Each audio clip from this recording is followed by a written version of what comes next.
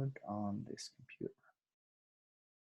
Okay, so I will start today's lecture with a quote by one of our presidents, Calvin Coolidge, 30th President of the United States. It's a long quote, but I think it's really valuable. And I'm going to read it to you. And it says, "Nothing in the world can take the place of persistence and determination. Talent will not, because nothing is more common than unsuccessful people with talent. Genius will not. Unrewarded genius is almost a proverb. Education will not. The world is full of educated derelicts. Persistence and determination alone are almost omnipotent." Now, I'm not saying you should not get an education, but you can have an education and be weak inside and never experience the opportunity that education could have provided for you because you just didn't have the persistence and determination to make it happen. So be persistent. And I see in many of you who started the course at a certain level, and they were so persistent on getting the programming figured out, getting the math figured out. And what matters is the progress that you've seen from starting, the relative progress that you've seen starting from the first day you took the course until today. So don't ask yourself, am I doing better than others, or how do I compare to others? Rather say, how do I compare to myself yesterday and the day before, okay? And see if there is progress, if you've seen progress over there. And typically persistence, being persistent and determined to see that progress will get you there, okay? All right, so now we will resume with our initial value problem discussion, and I'm gonna go back over where we had left off, but a little bit faster this time. We decided to go ahead and cook a lobster, and we said that this cooking of a lobster was necessary because a recent report had found that the population of lobsters had grown without control on the ocean floor. They were kind of eating everything, destroying the ecosystems. And so the CDC and WHO, they encourage people to start eating more lobsters throughout the day as snacks, essentially like mid-morning lobster snack, mid-afternoon lobster snack, before bed lobster snack. You wake up at night, you have insomnia, you grab a, lobster tea or something. Anyway, so cooking lobsters, that's the goal there. Of course, replace the lobster with a vegetable if, you're not, eating meat is not your thing. But the ODEs equally apply to the vegetable, okay, with the system we're gonna solve, okay? So we had two options. As an engineer, the question was, which is gonna be faster, which is gonna be more efficient, boiling it in a liquid, such as water, or frying it in cooking oil, or baking it in the oven. And we did some assumptions to get to the differential equations for this system. And I had told you that you're not responsible for deriving these equations in this class, but you will learn how to derive these equations as you go through your career as a chemical engineer. And I'm just gonna list the assumptions here out of rigor, just to be rigorous. We're gonna assume that the lobster is a cylinder of length L and radius R. And in this case, typical dimensions are 30 centimeters long for a kind of typical lobster, and about 10 centimeters in radius, so 20 centimeter diameter. And we're going to assume that the lobster remains at a uniform temperature. So you put it in the water, and it's boiling, and the whole thing is cooking at the same temperature. Typically, there is variation between different parts of the lobster because some parts are cartilage, some parts are tissue, some parts are water. So different parts of the lobster are gonna cook at different temperatures, but overall that difference is not gonna be that high. So we're just gonna assume that the whole lobster cooks at the same temperature. You will learn that this will be called the lumped capacity model. So essentially the whole thing moves at the same temperature. That actually allows us to make this an ODE. If we were to allow temperature changes in space inside the lobster, then we would have change of temperature in time, and in space, which will make it a partial differential equation. However, now we're dealing with ODEs, so we need an assumption to make this an ODE, and this is the assumption that makes this lobster an ordinary differential equation. The model makes it, to make the model an ODE. Okay, the lobster mass remains constant, and the heat capacity is approximately that of water, which is a reasonable assumption because most, living organisms are made of water. So we would assume that our heat capacity on average is that of water. Okay, and these are some numbers just to punch in for the equations. And the two equations that we obtain for boiling it in water and baking it in the oven, they look like this. They're both first order ordinary differential equations. What type of equations are those? Are they initial value or boundary value problems?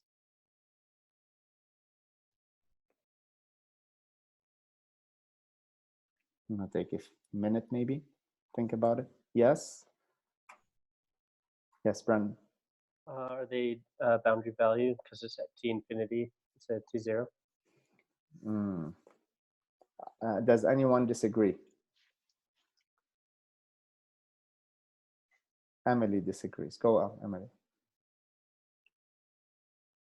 Emily, yeah. Sorry, I forgot to mute my mic. I think that this is an initial value problem because suppose that we take this lobster from room temperature or from the fridge, it will start changing temperature as t goes to infinity. As time goes, yes. Yeah. Yes. Yeah. As temperature equals infinity, which is the temperature of your boiling pot, that just makes it non-homogeneous, right? No, when the lobsters, okay, so let's look at this equation. So you're right, and Paul also on the chat said it's an initial value problem. One indication was that the ODE depends on time, and when things depend on time, typically it's only the initial condition that matters, okay? Now think about it, there are numerous ways to think about this. First, let's look at the equation. This is the equation describing the temperature T of what? That's the temperature of the lobster, right? And since we assume that the entire lobster is at the same temperature, there's no boundary conditions that are going to matter. Boundary conditions, they're physical conditions on the boundary of the object that we are trying to solve for, right? In this case, those boundaries don't matter because the entire lobster is assumed at the same temperature, right? So there's no point that has a different temperature than the other. So therefore, the whole thing evolves in time rather than in space, okay? So boundary value problems, they evolve in space. Initial value problems evolve in time, okay? For all ordinary differential equations, okay? Now, these equations describe the change in temperature of the lobster. So you see dt by dt, so d temperature by d time. So that's the change in temperature of the lobster is equal to whatever thing on the right-hand side for the convective heat transfer case and something different for baking it in the oven, okay? What Emily was saying is her initial statement is correct, but then the non-homogeneous really doesn't apply because it is at a homogeneous temperature. The whole thing is at the same temperature. Once that temperature T reaches T infinity, what happens? The right-hand side becomes 0. And then what happens to the temperature? So think about our conversation last time and when thinking about rates of change. If the right-hand side is 0, the rate of change of temperature is then? Yes, Emily? Equal to T infinity. Sorry, I meant non-homogeneous as in the equation is non-homogeneous. Yes, but it will become, the right-hand side will become 0 when the lobster temperatures is T infinity. And therefore the rate of change is 0, which means the temperature of the lobster will remain at T infinity, right? So once the lobster's temperature, yeah. Okay. So let's move on. Like I said last time, what I was going to do instead of first developing a method to solve these equations and then going to Python, we're going to go to Python first to see some results, get excited and empowered, and then we'll come back and analyze what Python is actually doing behind the scenes. So a general strategy to solve, first, let's just discuss a general strategy of how we're going to solve these ordinary differential equations. And if you're given an ODE of the form d phi by dt equals right-hand side, and we said the right-hand side could be a function of time and of phi, the dependent variable, okay? It cannot be a function of phi prime, because that's how we write ODEs. Everything is on the left-hand side, we have the derivatives. On the right-hand side, we have everything that doesn't have derivatives. Now, in general, the right-hand side can be a function of time and of the dependent variable itself, okay? So we write it in general as d phi by dt equal right-hand side of t and phi, okay? There's no specific form over here for this right-hand side. It doesn't matter, okay? And with an initial condition of phi at t0 equal phi 0, and we're gonna solve this equation from t0 to tn. So the first thing we're gonna do is I'm going to start over here with t at t equals 0. At t0, typically t equals 0, we have this initial condition phi 0. Then we're going to look at the axis of time. At the time axis, we're going to go all the way to tn. And then our goal is to actually find this curve. We don't know what this curve is. All we know is that at any point in time, we know the rate of change of that curve. So we know the slope of the curve, okay? That's what we know. We don't know anything else. And that slope depends on the value of the function itself, okay? On the value at that point, on the value of the curve at that point. So the strategy we're gonna approach is, first, we're gonna divide the time interval into small intervals of size delta t. And we'll also call those intervals h. So we're gonna use interchangeably delta t and h. We're gonna use those interchangeably. Now, this should remind you of discretization that we discussed early on in the semester. This is the same thing, okay? This is no different. Then we're gonna assign a time value for each of those intervals, right? T1 is T0 plus delta T, T2 is T1 plus delta T, Tn is Tn minus 1 plus delta T, right? We have a uniform spacing across the entire time domain, okay? You can have non-uniform spacing, but let's not worry about that right now. Then we want to develop a formula to try to approximate the value of phi, or the values of that curve, okay? So starting with phi 0, we want to develop a formula, a recurrence formula that takes phi 0 and predicts phi 1, and then takes phi 1 and predicts phi 2, and then takes phi 2 and predicts phi 3, and all the way to the end, okay? We will develop that formula together, but first, let's see how we can do this in Python. Python. I have a quick question. Yes. Why do we have n be in the middle? Why don't we have like tn be at the very end and then use like I instead? It doesn't matter. It's just a notation, because the formula in general, we reserve I and j and k for spatial discretization, and we reserve n as a representative for time discretization. So you will see once we hit boundary value problems, instead of n, we're going to use I or j or k. So a representative point for spatial approximations is going to be I, j, k, and a representative point for time discretization, we're going to use n. But it doesn't matter, okay? You can use that makes sense, though. Does that make sense? Yeah. Yeah. So, and I'm not specifying, I mean, in the end, you can have n points, right? But I just want a representative discretization, a representative point in time, we're gonna call it n. That's just a common, an adopted nomenclature that we commonly use, but it doesn't matter. You can use I, you can use whatever you want, okay? Okay, good point, Dylan, thank you. So we're first going to start with Python. Python obviously provides a few options to solve ODEs, okay? And that is through the scipy.integrate library. So scipy is like NumPy. It's a scientific Python library. It provides a set of routines that integrate ordinary differential equations, and those are inside the scipy.integrate module. And the routine that is called that we call is going to be called ODEint for ODE integrate, because essentially we're integrating a differential equation. We're integrating the derivative in time, right? So that's why we call it integrate. Now ODEint solves an ODE of the following form: dy by dt equal right hand side of yt. Okay, Now be careful because the order of the variables is going to be important. When programming, and we'll do this together in a second, but when programming an ODE in Python, you have to make sure that the right-hand side is programmed with the correct ordering of the variables. It has to have the first variable needs to be y, the value of the dependent variable, and the second variable needs to be t, the value of the independent variable. Could be y and x. We'll see how we do it for spatial integration. And the form of ODE int looks like this. It's just a function call. You call ODE int, and you give it the following. These are the least number of arguments that you need to pass to ODE int in order to be able to use it and solve a ordinary differential equation.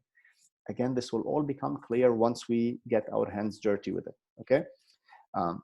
So the first argument in ODE int is the right-hand side. Because when you think about ODEs, in general, we wrote ODEs as dy by dt is equal to some right-hand side. So what matters really is just the right-hand side, because ODE int is always going to assume that you are solving something of the form dy by dt equal right-hand side. So you want to give it a right-hand side. Well, how do you give the right-hand side? You describe it as a Python routine, and essentially it's just a definition of a function, def my right-hand side of y and t, okay? And then you use y and t, whatever, to define your right-hand side. We'll see how to do that also for the lobster example. And then y0 is an initial condition. So in our case of the lobster, that's going to be T0, the initial temperature of the lobster. And T, and this is important, T is an array of points at which you want ODE int to solve your differential equation. So you could say, you know, I want to cook the lobster from T equals 0 to 5 minutes, okay? And I want this time to be in 30-second intervals, or 1-second intervals, or 1-minute intervals, okay? And you pass it that argument, you pass it an array as a linspace, and it will automatically calculate the values of the dependent variable in the ODE at those points, okay? And then it returns, as I say here at the bottom, it returns an array that contains phi0, phi1, and etc. Okay? So if you look back at this curve over here, what we are going to do, we're going to pass to Python, to ODE int, we're going to pass the right-hand side, the form of the right-hand side of the differential equation. We're going to pass the initial condition phi0, and we're going to pass an array of points, t0, t1, t2, etc., all the way to t end, okay? And then Python will return to us phi0, phi1, all the way to phi end, okay? So it's best to do an example now. I uploaded last week a lobster example with gaps.ipython notebook. So why don't you go ahead and download that from Python and load it up. I'll give you a second while I do the same over here. Load it up in your Jupyter.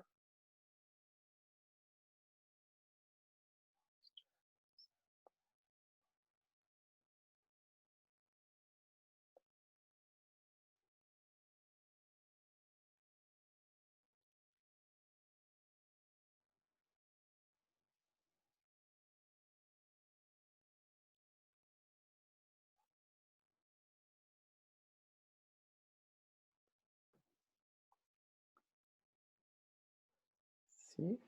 Okay. So you see a description over here. And are you all seeing my screen properly, or do you want me to increase the font size? Okay, no need to increase font size. Good. Okay, so you know there's a description over here of the problem. I'm not going to go through this, but I summarize the equations over here: dt by dt, etc., and dt by dt, etc. Okay. So first, I have a bunch of the boilerplate, import numpy, etc., matplotlib, import, etc. All of this we know how to do, so we can go ahead and execute this one. Now, before we use ODE int, we said we need to define the right-hand side to pass it to ODE int. And that right-hand side always takes a dependent variable, y, and the value of time, t. Okay, now think of those as quantities given to you by Python.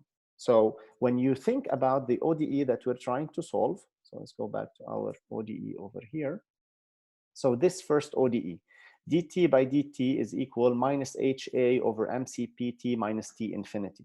To program this right-hand side, okay, you would need T, the value of the temperature but you don't know what that value is. However, Python is internally going to provide it to you. So what you would need to do is simply write minus h times a over m times cp times t minus t infinity. Now, h is given to you, a is given to you over here, and m and cp are given to you. So all you have to do is simply just write the code for this one.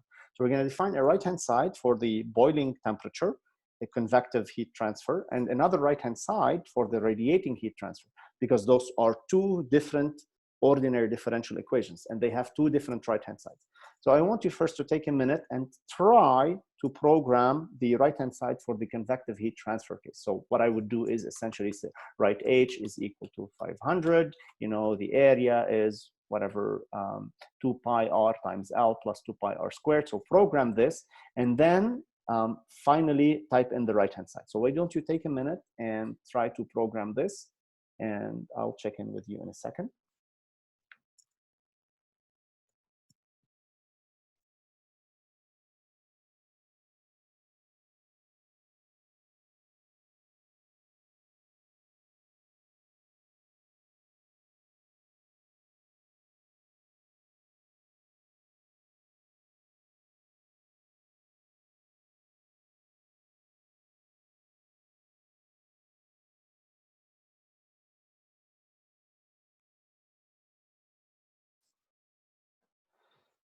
Okay, so again, we're programming the right-hand side for the convective heat transfer equation, okay? And that's minus HA over MCP T minus T infinity, okay?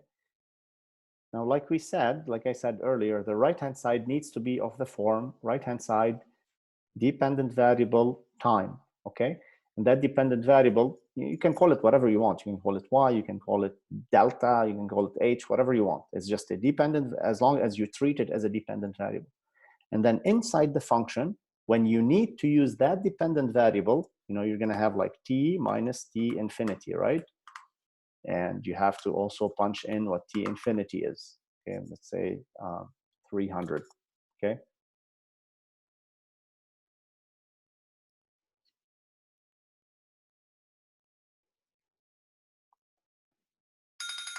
Okay. Time. Do I have any takers? I'm gonna actually allow you to share the screen with me. I think you can share the screen. If you want to try to share your screen, show us what you did with right-hand side convection. Let me see, who do I have here?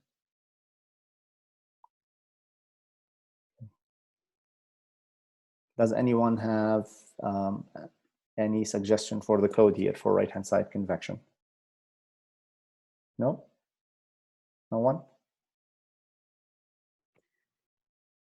Emily? Yeah. I was thinking maybe you would just put it in as is. So yeah. minus H times A, divide by M, divide by CP, times by parentheses of T minus T infinity. So you're saying minus H times A, correct, over M times CP, correct, times T minus T infinity, right? Let's call it T inf. Okay, and then we need to define a bunch of things here. L is 0.3 meters, right? And then the radius R is 0.1 meter. And area is 2.0 times pi times R times L plus 2 times pi times R squared. Okay, that gives us the area of the lobster. And then the mass of the lobster is 1 kilogram, correct? And the heat capacity is 4,200. Okay, right? That's what I have over here, joule per kilograms Kelvin. Okay, joule per kilogram Kelvin. Okay, and H, what about H? H, let's say, yeah, H is 500. We're gonna vary H a little bit later, but let's keep H as is right now. And H is joule per meter squared per second. Okay, and then, yeah, T infinity is 300. And then I return the right-hand side, okay? So what this defines now, it actually defines the right-hand side, and magically Python internally is gonna do its thing It's going to pass the temperature and it's just going to solve for things. Now, once we develop our own formula later, you'll understand why this form makes sense. Right now, just take it as it is and go ahead and do the same thing for the radiation case, okay? Now that you've seen this example for the convective case, you should be able to do the radiation case very easily. Okay, go ahead, you got a minute? Professor, Yes. We didn't use time in that previous function. Correct, correct. But it's still an argument that needs to be passed by definition. Because in general, the right-hand side, so if you want to design a general time integrator, okay, you need to allow it to be as generic as possible. And in general, any ODE requires the value of the dependent variable and the value of time. If you use time, great. If you don't, it doesn't matter. Good point. Okay. Good point, Ryan. Yeah, but that's the interface defined by Python. So if you don't pass the argument for time, if you don't define the right-hand side, if you define the right-hand side without time, it will throw an error, okay? It will throw an error.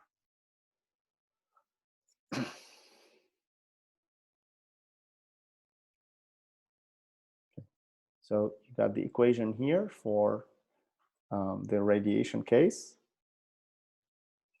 minus sigma epsilon A over MCP. So you can just copy and paste A from the previous right-hand side. And sigma is this constant, 5.67, 10 to e to the minus 8. Epsilon is 1. Mass is the same. CP is the same. Okay? So time, do I have any takers? It's kind of obvious right now, right?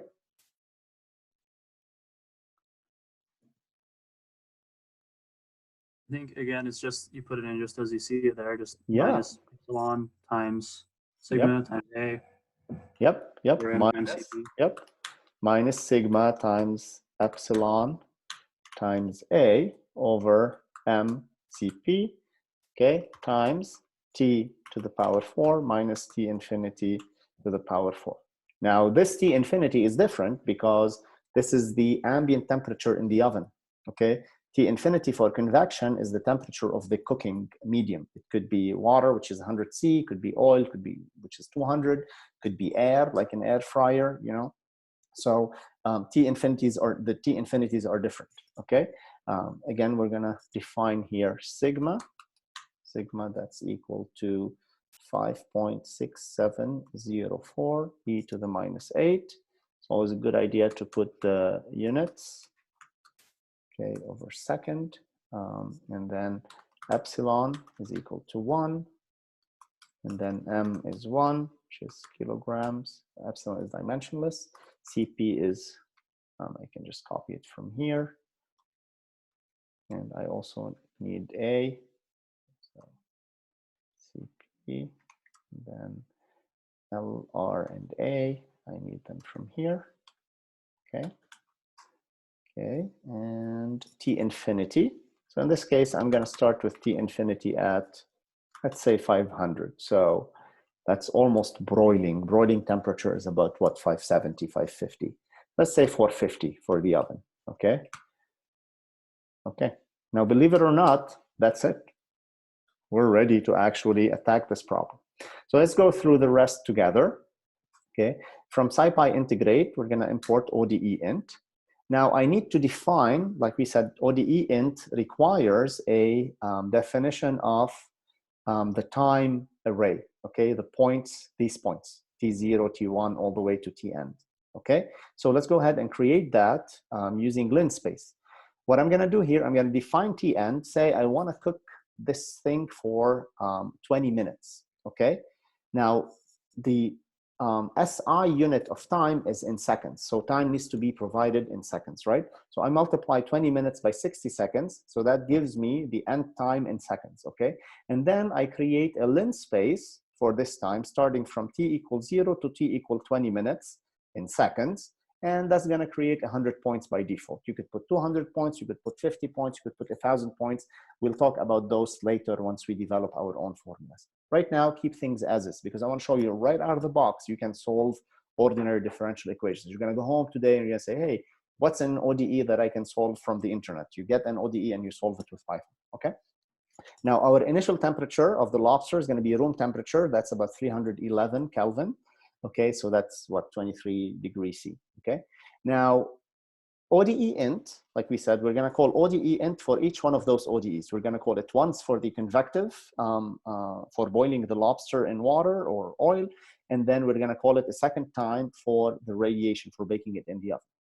Now, I said that ODE int only requires at least 3 arguments, and those are the right-hand side of the ODE, the initial condition of the ODE, and the time array. Okay, so why don't you go ahead and try to fill in the gaps here for the convective ODE, for the boiling ODE. So the first entry is going to be right-hand side. So what do we put there? Which right-hand side? We just need the name of the routine that implements the right-hand side. Yes, Eric? RHS convective. Yes. First Yes. one we did. Yep, exactly. So conf, right? All you have to do is give it the name of the function. That's what's so beautiful about Python. Now, internally, ODE int is gonna call that right-hand side over and over again to integrate the equation mysteriously, okay? The next argument is gonna be the initial condition, that's T0, and the last argument is gonna be time, this time over here, okay? Time. Now, what about the second? Now, one last thing is that the result of ODE int, I'm gonna place it in tconf. Now, what is tconf gonna be? What is the answer that is given by ODE int? Yes? I would give you an array of the temperatures Yes, at array that of the, specific time. no, at all the times. Yeah, so Yes. with each element in the yes. time array has Yes, that, has yes. that So sorry. so the size of tconf is going to be the same size of the time array and with corresponding values. So T0 is going to have phi0, corresponding phi0, T1, and they're ordered that way, okay? Now for the radiation, same thing. We pass on the radiation right-hand side.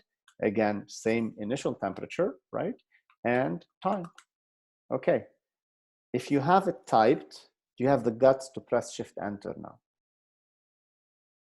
I have the guts to press Shift Enter. Okay. Do you have the guts to tell us what you saw? I see.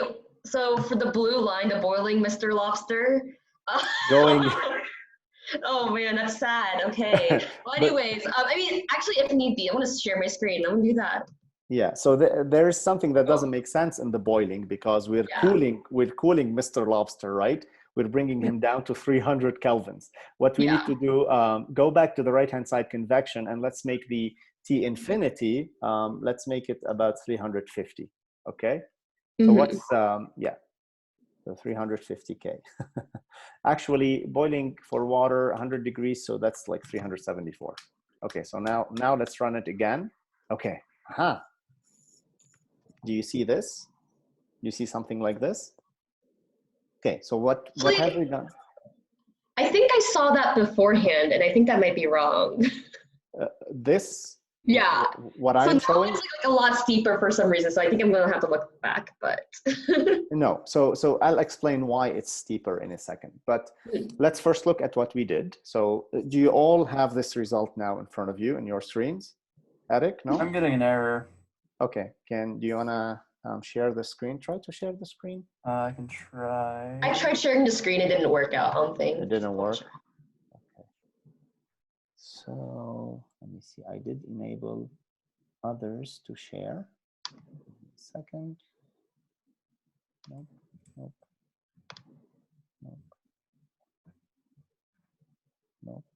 You cannot share. Okay, what is the error, Eric? Let's see. Okay, but like who bakes? Oh my gosh. Okay, Eric, what is the error? Do you want to describe it to me?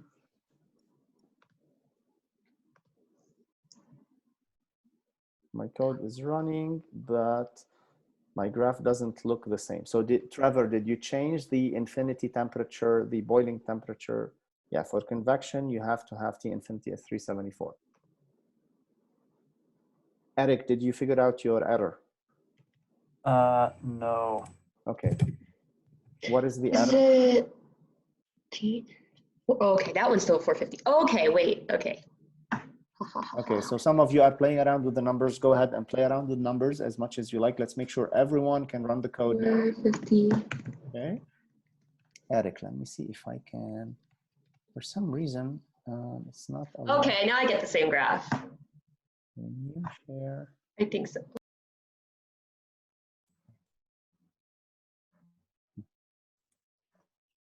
And for Zoom, let's see, preferences, share screen, maximize. Yeah. Okay. Let's see, there's a lot of activity on the chat. Okay, who is having problems with their code? And I want you to copy and paste the error in the chat. My baking line isn't registering the 374 change. Did you re-execute the cell that defines the right-hand side, Trevor? So you change the temperature, shift enter, run, execute that cell that defines the right-hand side. Okay. So run it. What I'm doing here is shift enter for radiation, and then for the rest. Eric, what is your error? I got mine now. It's working now. Okay. Okay, good. Anyone else having issues before we move on? Trevor, did you figure that out?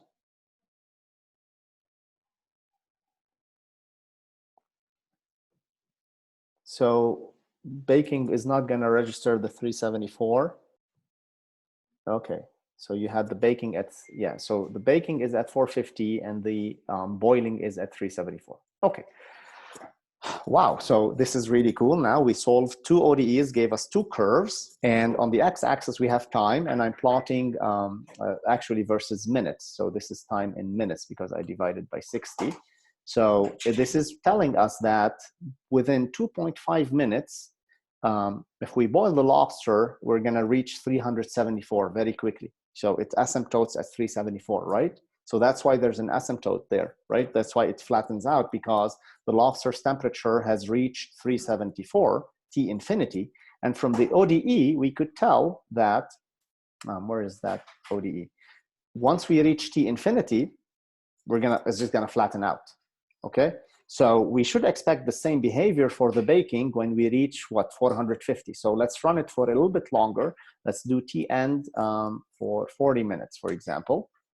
Okay, it keeps rising very slowly. Let's do it for like 100 minutes. Okay, it keeps rising very, very slowly. So maybe we lower the baking temperature to 400, so then we can get there sooner. Okay, so it changed 310. It's still taking a long time to get to the baking temperature. Okay, so but it will asymptote. Pardon me? Your time length space is hard-coded. It's not dependent on T end. Oh, yeah, that's right. Thank you. Good catch. All right, there you go. Thank you. Okay, so silly me. All right, so let's do it for what, 40 minutes, 50, 60 minutes, 50, 60 minutes, okay?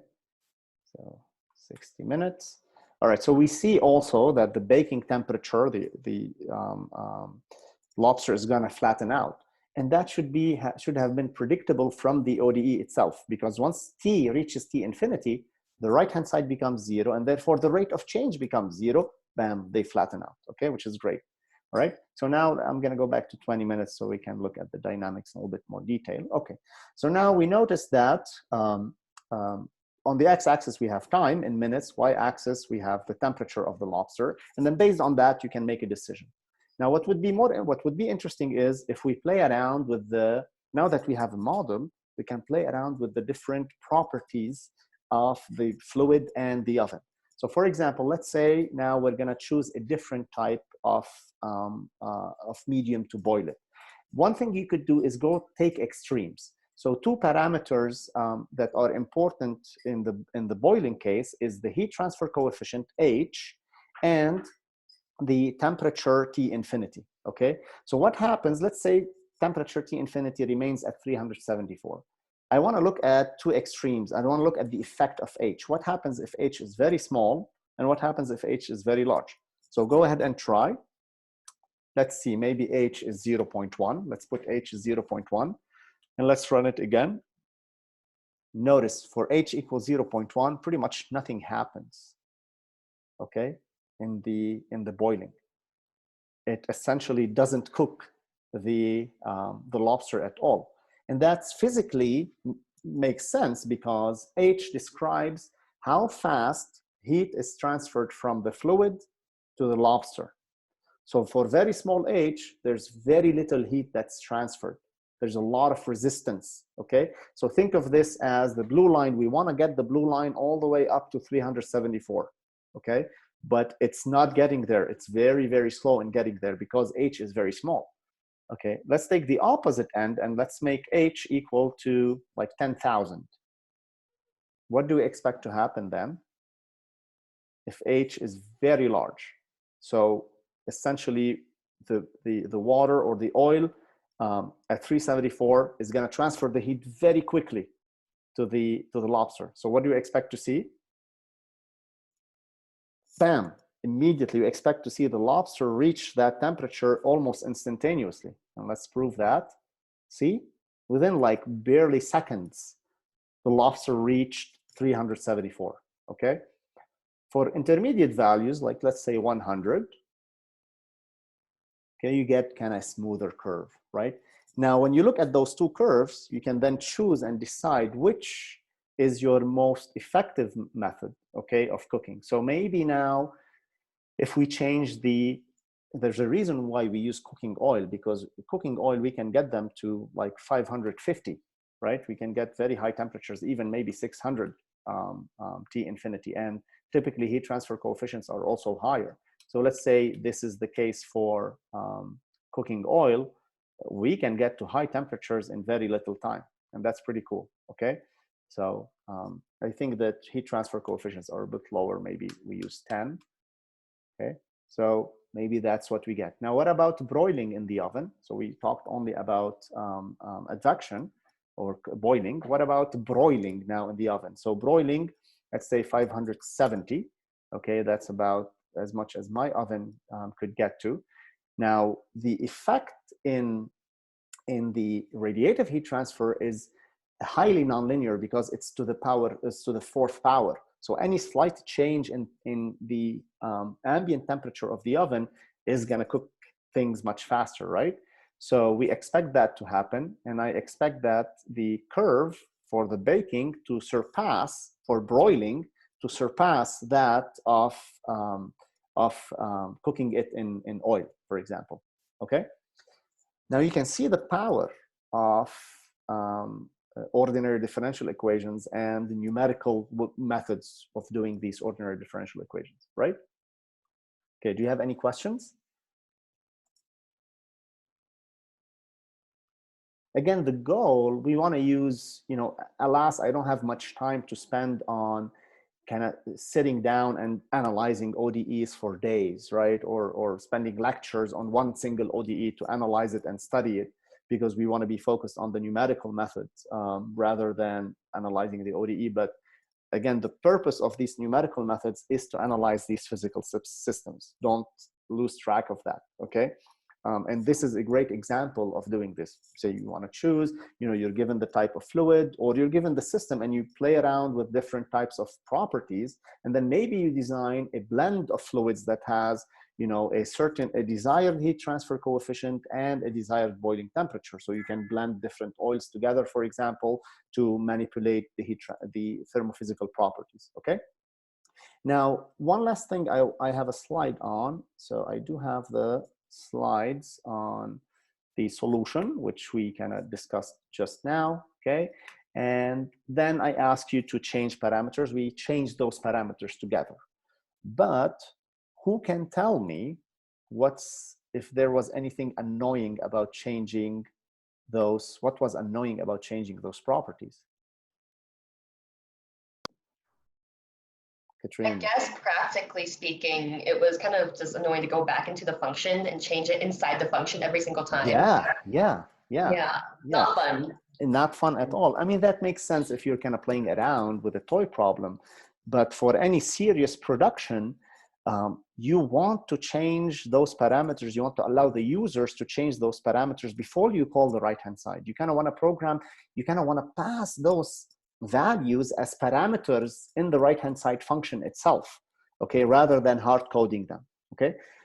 So there is, thankfully, a better way of doing this rather than having to go to the individual functions of the right-hand side and changing the values every time. I want to be able to change them in one spot and then call the ODE integrate and have it automatically change inside the right-hand side. Okay, so I want to pass all these parameters, heat transfer coefficient, heat capacity, T infinity, maybe even heat capacity, etc. Heat transfer coefficient, did I say heat capacity? Heat transfer coefficient, mass, maybe heat capacity. I want to be able to pass those also as parameters to the right-hand side of the function. Now, luckily, I mean, some may use global variables, but that's a bad idea. And sometimes it just doesn't work with Python because you have to define them like right on top, mess up everything. Luckily, there's a people who design Python and ODEint, they have thought of that, okay? And ODEint does allow you to pass additional arguments to a right-hand side. Okay, so by default, ODEint requires at least 2 arguments in your definition of the right-hand side. Those were y and t, correct? Now, what if you want to pass more arguments to the right-hand side? You can, and the way you do this, so you give the name of the right-hand side, RHS, okay? And then you give the initial condition, you give t, but then you have this third argument in ODEint, which is called args. Now, this args is a ordered list of arguments that you can then, that ODEint will automatically pass to right-hand side. And then you define your right-hand side again as y, t, comma, whatever args you need in the end. So let me show you an example, okay? So we're gonna go back and you can type in with me. We're gonna go back to RHS convection and say, look, dude, I wanna be able to control h and t infinity, okay?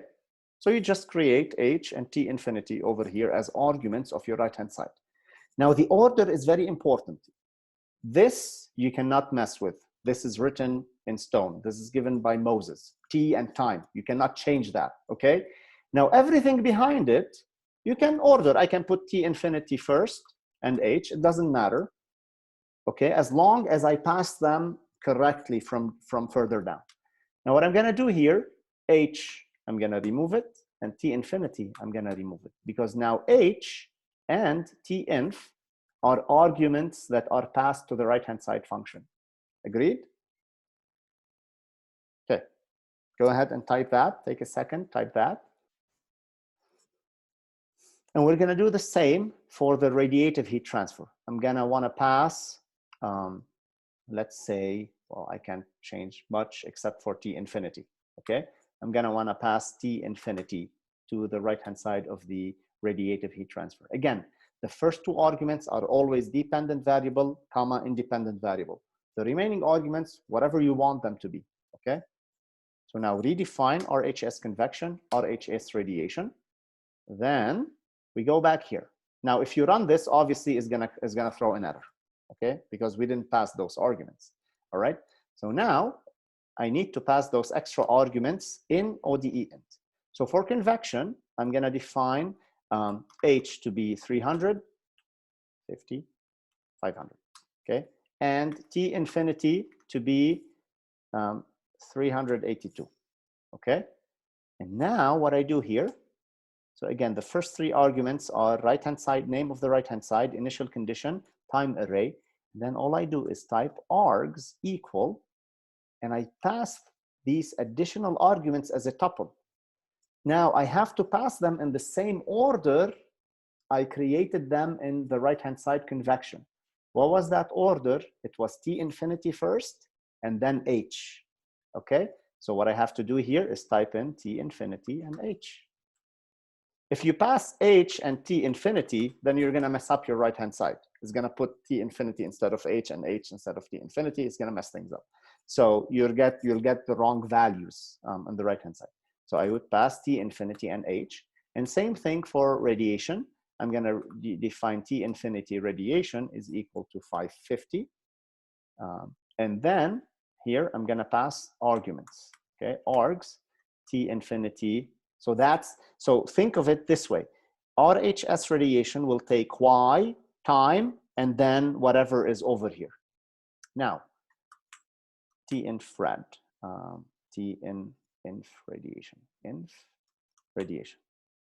Now, if I run this, it's still gonna crash. And the error it tells me that the extra arguments must be in a tuple. So this guy is already a tuple because it has 2 values, but this guy is a single value, which is not a tuple. So all I have to do is put a comma over here to make it a tuple. Now, if I run this, look at that, it runs. Now we can manipulate things from over here. I can change the convective temperature to 400 and the baking temperature to 450. Run, it changes things, right? So we don't have to go to the right-hand side function and change things.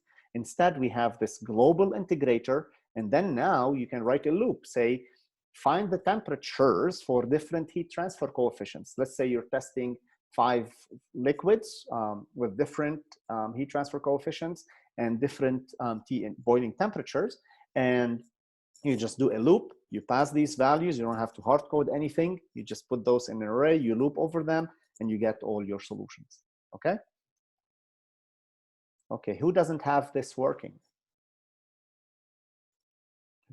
Okay, I'm gonna scroll up a little bit for you to take a minute. Make sure you replicate what I have.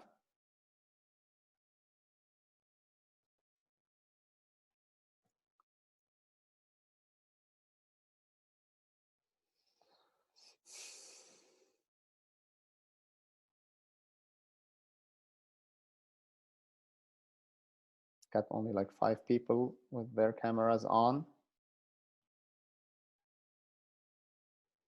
I mean, you'd all just be like staring at like our computer screens too. I mean, I like don't care, but like it'll be kind of awkward as all like looking straight at the computer screen. That's okay. I just want to make sure. I just want to make sure you're all here. Okay. Just recently watched a Black Mirror episode where someone hacks into someone's webcam, so I keep it covered now. Oh no.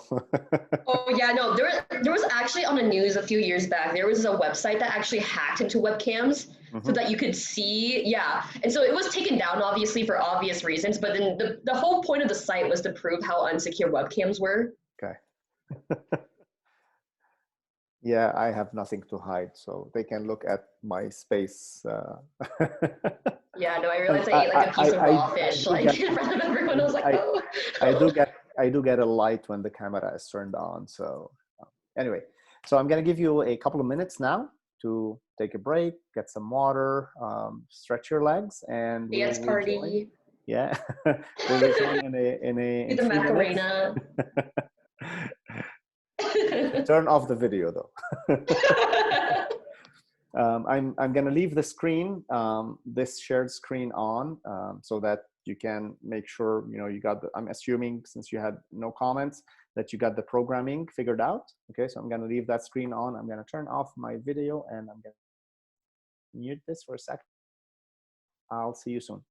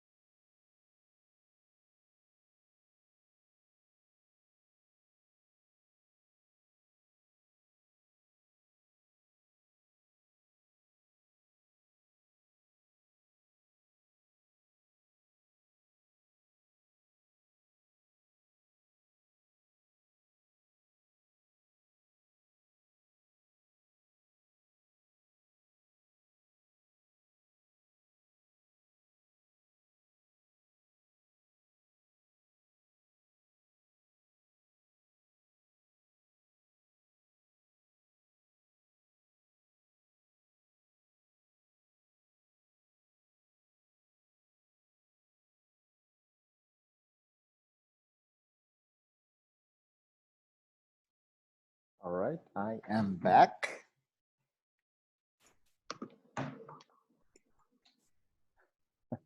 Party. All right, let's wait a second. All right. Okay, so now I'm assuming you got this to work, and you can pass any number of arguments. Okay, doesn't matter. That's really simplifies the process and is really, really powerful. Okay. Next, what we're gonna do is learn about the first method to actually do what Python is doing, to try to solve an initial value problem, ordinary differential equation. Okay. We will start with something called explicit time integration. Okay, and we'll understand what we mean by explicit in a second. So again, we're going to frame our problem as solving the general ODE with the form d phi by dt equal right-hand side t phi. Now, excuse me, mathematically, it doesn't matter how you order the variables, but in Python, you have to make sure that you pass phi and t. But mathematically, we typically describe it this way, r of t and phi, okay? We don't include parameters because parameters are not variables. We're not like heat transfer coefficient and t infinity. We're not differentiating against those, so they don't show up. So that's why we don't explicitly put them in the list of variables on the right-hand side. Anyway, we want to solve this ODE subject to the initial condition, phi at t0 equal phi 0, and on the interval t to tn. And again, we're going to follow the same strategy that I discussed earlier. You only know phi 0 at t0, and you want to predict what phi is at t end and everywhere in between. So our purpose is to find this curve. We don't know what this curve is. All we know, again, is the slope of this curve at every point, okay? That's what we know. That's what the differential equation says, right? So we're going to discretize the time domain, like we discussed earlier, into intervals of size delta t. In general, delta t, that's a time, we call this the time step size, okay? That is just a number, okay? It's just delta t. We are capable of defining it. Now, in Python, we implicitly defined that when we created linspace, okay? When we created linspace, we defined the number of points in that interval, right? So if you put 100 or 200 points, that gives you what delta t is, okay? So it's t n minus t0 over n minus 1, right? So because it's an interval, not points. So if you have 30 points, it's 29 intervals, okay? And we want to reconstruct this solution at these points. However, we don't know what phi is. All we know is the slope of phi. And that slope of phi is equal to an expression on the right-hand side that's called r, okay? So again, we phrase this as follows. What we know is phi 0. Unknowns are phi 1, phi 2, phi 3, all the way to phi end, okay? All the way to phi n, all right? And what we want to do, what would be great, is to start with the initial condition and develop a formula to recursively construct all the unknowns. So we want to use phi 0 to construct phi 1. We want to use phi 1 to construct phi 2. We want to use phi 2 to construct phi 3, all the way to the last point, right? So recursively, we're going to do this. All right. So how do we do this? We look back at our formula, okay, d phi by dt, and we apply it at t0. Okay, so our ODE is valid at every point in time, at all of these discrete points, at t0, t1, t2, all the way to the end, right? So if we take that ODE, it is valid. It is valid at t0, it is valid at t1, and so on. So what if we take that ODE and apply it at t0? So we write this mathematically as d phi by dt at t0 is equal to the right-hand side at t0 and phi 0, right? Because everything is at point 0, right? Okay, so now we're going to use our knowledge of numerical methods, okay, to replace this derivative with something. So what would you recommend we convert this, this continuous derivative into something discrete, something that relates phi 1 to phi 0? You know it. We did it. Remember our lectures on finite difference. Okay, so I have someone in the chat. Paul is saying forward difference. Okay, so that's correct. The forward difference formula, remember when we used finite differencing to approximate derivatives, whether they're spatial or temporal, it doesn't matter, d phi dt or d phi by dx. what we can do is approximate that derivative. It's in the end the slope, right? At t equals 0. We're going to approximate it using forward differencing, okay? So we're going to say that this is equal to phi1 minus phi0 over h, or delta t, right? Plus order h. We're committing an error of first order error, right? So we did this before with finite differences. Now, if we substitute this into d phi by dt, we have a relation between phi1 and phi0 and t0, right? And we can use that to solve for phi1, right? So we converted a ordinary differential equation into an algebraic equation, right? So you can trust, you agree that we can solve this equation approximately for phi1. We'll commit an error of order delta t. We'll talk about errors later. So the smaller the delta t, the better, right? But assume now that this is this converges to a solution, right? We actually have a prediction of what phi1 is in terms of phi0. This is saying that phi1 is phi0 plus delta t times the right-hand side evaluated at phi0. So you take the entire right-hand side, whatever it looks like. If it has phi and t, you evaluate those, you substitute them with the value at 0, because the value at 0, we know that value, right? Okay, so now I want you to go ahead and solve for phi2 in terms of phi1, and then solve for phi3 in terms of phi2 and t2, and then extend that to phi n in general at any point in the domain, in the time domain. Find the formula for phi n in terms of phi n minus 1 and tn minus 1. Okay?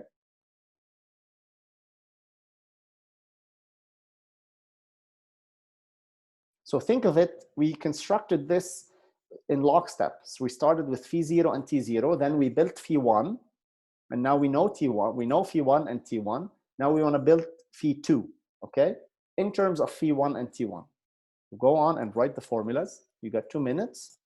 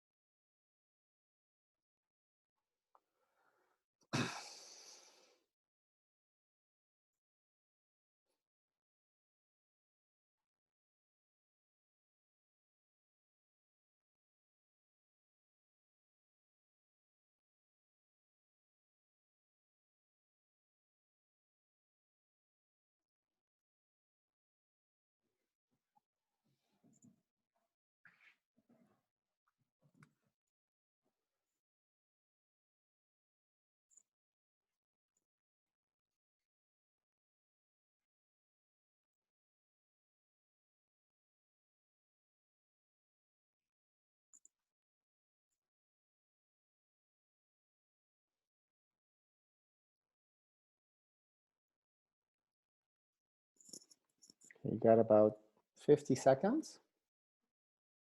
Then I'm going to pick a few of you.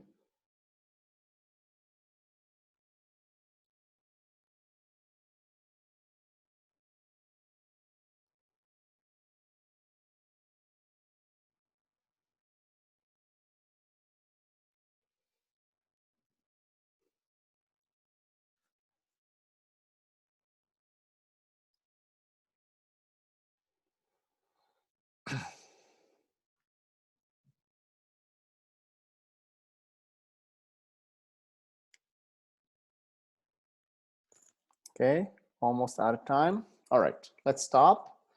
Okay, Sunny, do you have an answer for phi2? Yeah, will it be phi2 equals phi1 plus h times r of t1 and phi1? Yes, all right, good. Okay, let's say James, do you have an answer for phi3?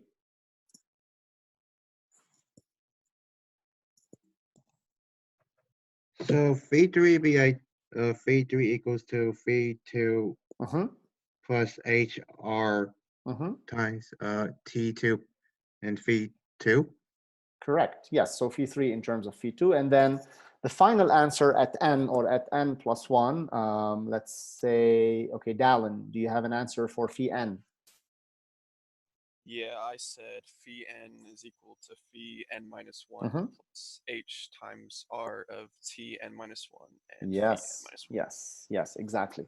All right. Now, the way I'm going to write this is in terms of phi n plus 1, and that's addressing Dylan's question earlier, why I chose point n. Typically, the general formulas for any point, any time-dependent method to solve initial value problems are expressed as phi n plus 1 equal something in terms of phi n, okay, and phi n minus 1. So I'm going to write this as phi n plus 1 is equal phi n plus delta t r at tn and phi n, okay, and then this is called the forward Euler method, okay. That method, this method of integration is one of the first methods. Of course, Euler kind of, you know, solves everything for everyone, took everything from, you know, all the mathematicians in the world, and he pretty much has his name everywhere. This method, one of the first methods for solving ODEs and numerically, called the forward Euler method, is given by the formula phi n plus 1 equal phi n plus delta t r right hand side at tn and phi n. It doesn't matter what ODE you apply this for, right?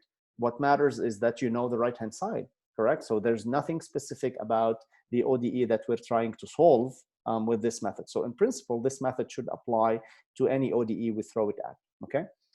So let's see what we got next. Now, a typical algorithm for the forward Euler would be essentially given phi n, tn, and t end, and delta t and the right-hand side. So given any state at n, this could be state 0, right?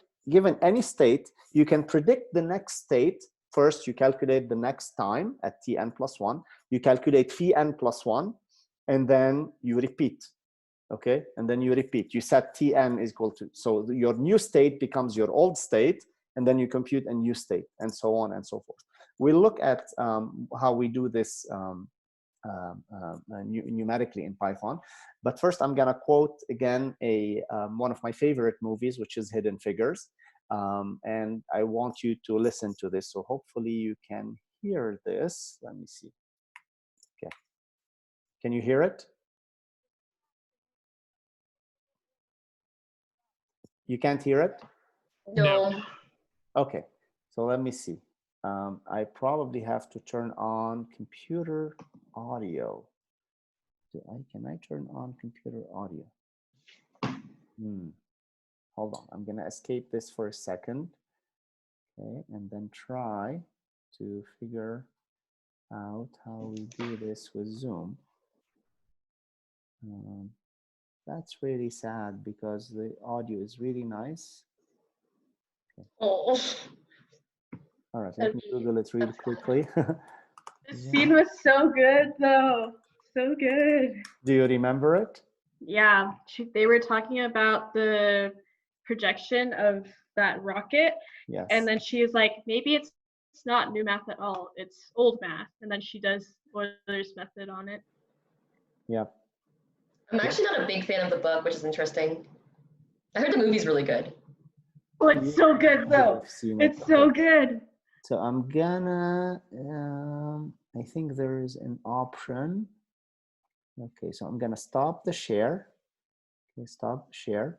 And then I'm gonna share my screen.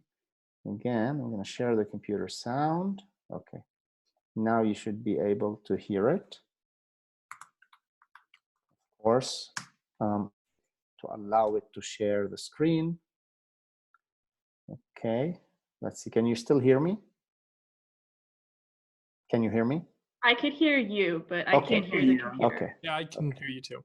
Okay, now I'm gonna play. Okay. Can you hear the computer? Is when the capsule moves from an elliptical orbit to a parabolic orbit. There's no mathematical formula for that. Because we can calculate launch and landing, but without this conversion, the capsule stays in orbit. We can't bring it back home. Maybe we've been thinking about this all wrong. How's that? Maybe it's not new math at all. It could be old math. Something that looks at the problem numerically and not theoretically. Math is always dependable. For you, it is.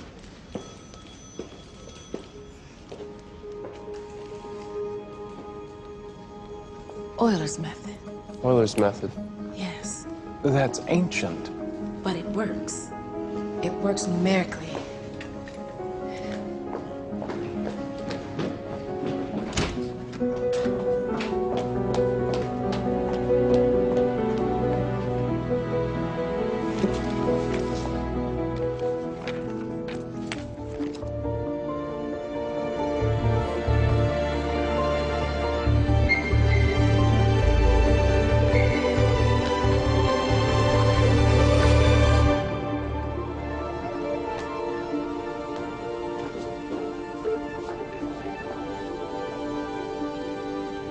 That's it. Let's type it up.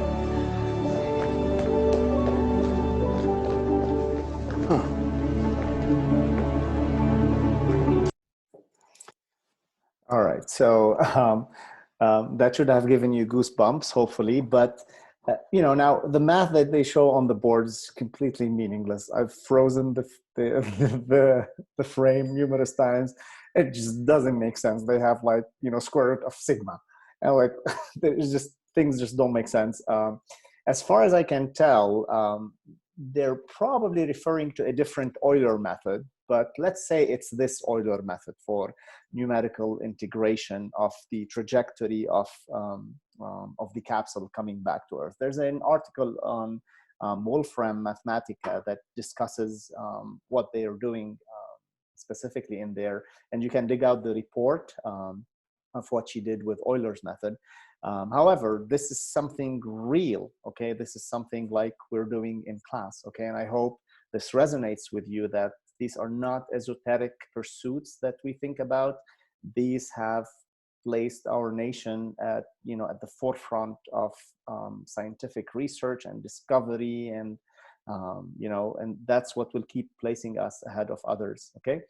All right. So now, before I let you go, I got 5 minutes. I want you to go ahead and we're going to do the following example together before we go back and do the lobster example next Thursday. So we're going to pick up this random ODE d phi by dt equal minus t squared phi to the fourth, okay, with an initial condition phi 0 equal 1. All right. And the formula, Forward Euler method is, phi n plus 1 is phi n plus delta t are at Tn and phi n. We start with the initial condition over here, t equals 0, etc. And we want to go all the way to Tn, and we're going to choose a delta t time interval of 0.5 seconds. So, T1 is 0.5, T2 is 1 second, T3 is 1.5, etc. And now, first activity is actually less than 1, just about 1 minute. I want you now to express the right-hand side in terms of phi and t of the given ODE. So rewrite Euler's formula, but for this specific ODE. Go.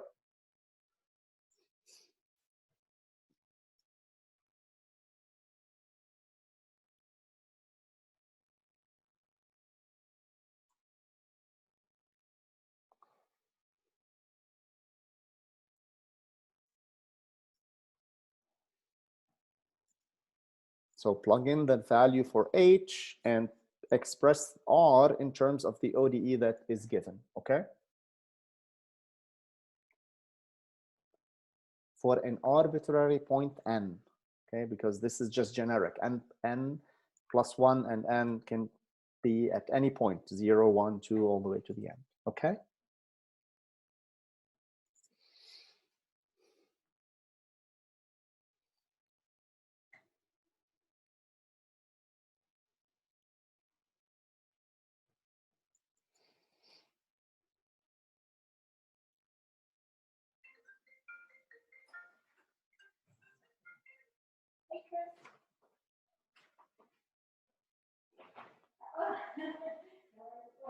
All right, time, okay.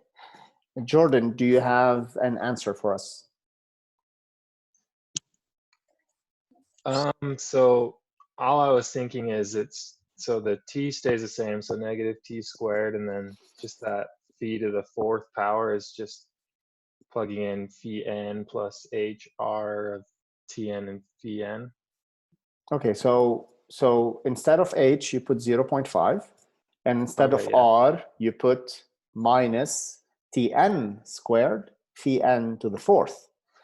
So that's really important. Okay, so this would be the answer. Phi n plus 1 is phi n plus 0.5 times minus Tn squared phi n to the fourth.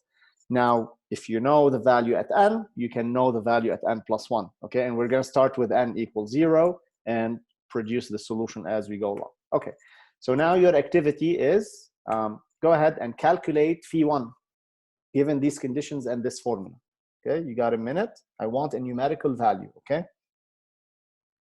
Use your calculators.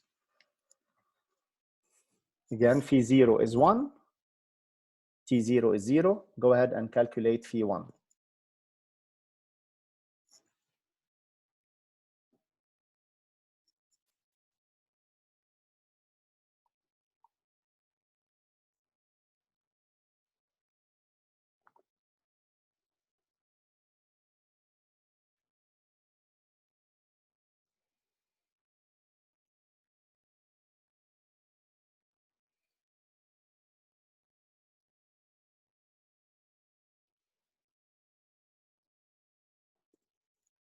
Okay, about 17 seconds.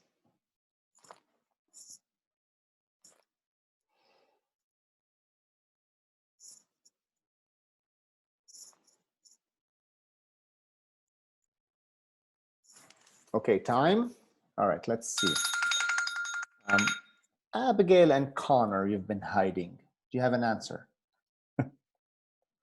Well, wouldn't it just be 1 again? Because T naught is 0. So yep. 0 times 1 Correct. 0.5 is 0. That's correct. 1. That is correct. Okay, now that that's equal to 1, I hope everyone got that same answer. Go ahead and calculate phi 2. Okay, now we know that phi 1 is 1 and T1 is 0.5. Go ahead and calculate phi 2. Okay, you got a minute, and then I'll let you go.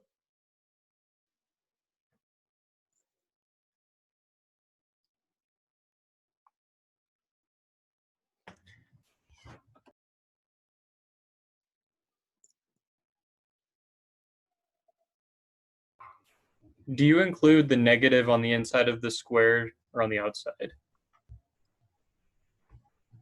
The negative is on the outside because that's how the right-hand side is defined, right? It's minus T squared phi to the fourth.